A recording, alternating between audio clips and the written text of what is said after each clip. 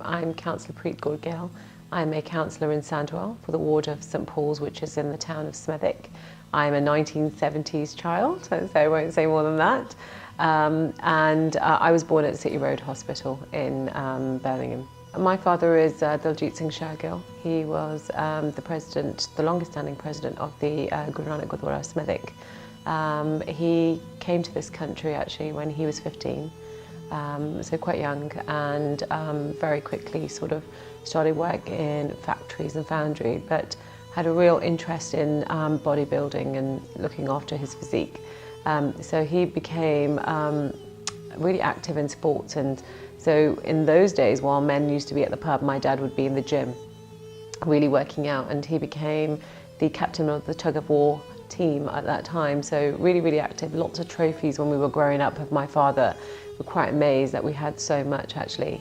My mother came here when she was 8 actually, very young, and she went to the same primary school that I went to. I'm sure it was called something else back in the day.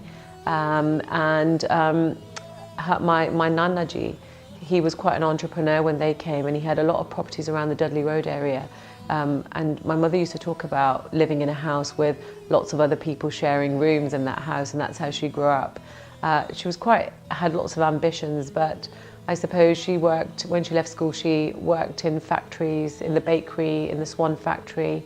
I remember my nan working in the Swan factory near Spring Hill it was back in the day, and you could go there and purchase things quite a long time ago. So yeah, both of my parents came from Punjab, both settled in Birmingham in the Black Country.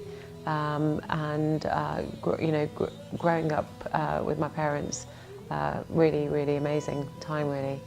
Because actually in those days we had an extended family, so my grandfather lived with us, at times my grandmother, but then my dad had his brothers back in India, and my dad and my Chacha Ji never wanted them to feel that because him and my Chacha had come here that they wouldn't be supported. And I remember my mum and dad working all hours, but actually always sending money back to India so that they could acquire more land, that they could also be aspirant for their children, but that they could acquire, a better house and better things for themselves, really.